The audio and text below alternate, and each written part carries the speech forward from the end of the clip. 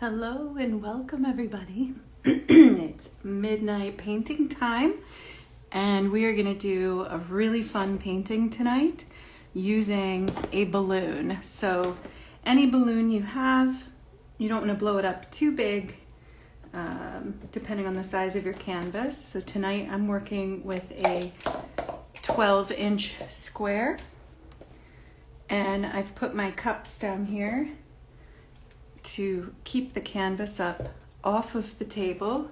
You want to do that so your paint can drip off the edges, and also it's a good place for it to dry.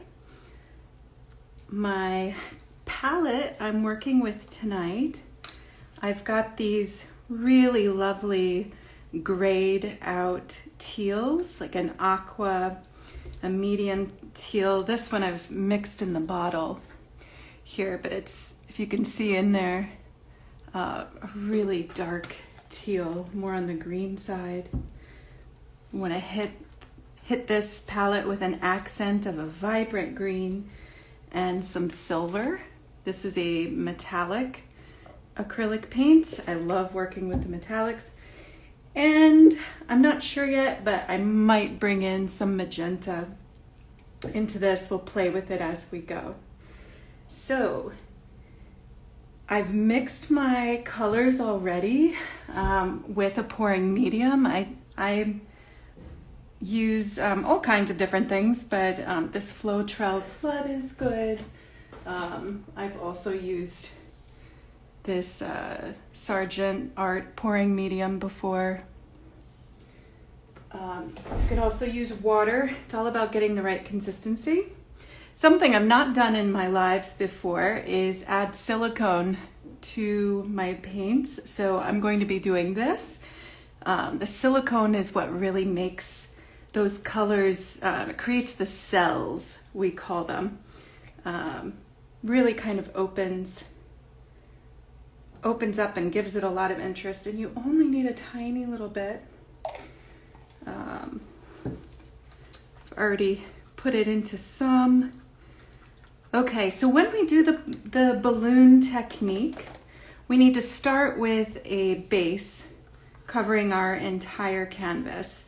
Typically, I would use a white or black, but today I really want to do this tonal effect, so I'm going to start with this grayed aqua, and this is I want it to go all over the canvas as a solid base. So I'm just going to use my stir stick here to be sure it just gets all over. A nice even base. You can already see from that. Okay. Make that puddle. Don't worry about the little drips. We're going to go over this and over this and over this with so many different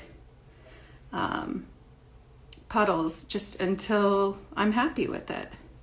And that's the way you do it. You know what? I am going to, it just needs a touch.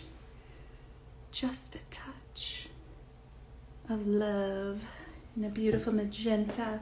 Okay, and we're going to take the balloon. This is a fancy balloon, but I just happen to have it around the house. This isn't paint, it's just what the balloon is. Anyway, so clean part of the balloon, and you're just gonna dip it into that puddle. Let's see what happens. Whoa, so pretty. I love that little tiny touch that we did on that pink. All right, and I'm just gonna keep going here. Let's make another one up here. And we can alternate how we put the colors in. You don't have to follow the same pattern. You know, go with the mood that you're in. You don't even have to get every color in every spot every time. It's okay. All right? Do really like that little magenta. Just a little. Right? Okay. And I'm gonna take my paper towel, kind of wipe off that balloon, right? So I can get a clean spot, and I'm gonna dip it again. Ooh, pretty. I'll turn it, and then we'll do this one up here.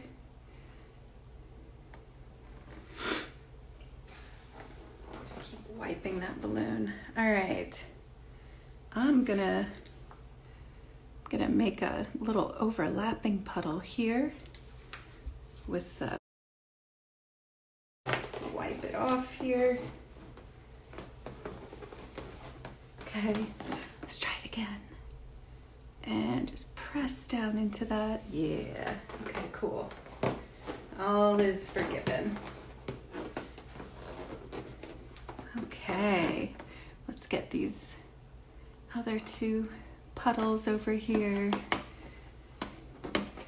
But what I will do, now I'm gonna try something here.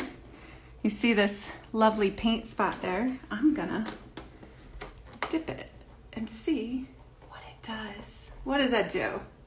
I like it. Let's do it with this one too, right down here at the corner. That's fun. So I really love about pouring. It's organic, you know? It's just fun. Let's another, let's do a magenta base on a puddle. And that, hit it with the green. Maybe a little silver. Yeah.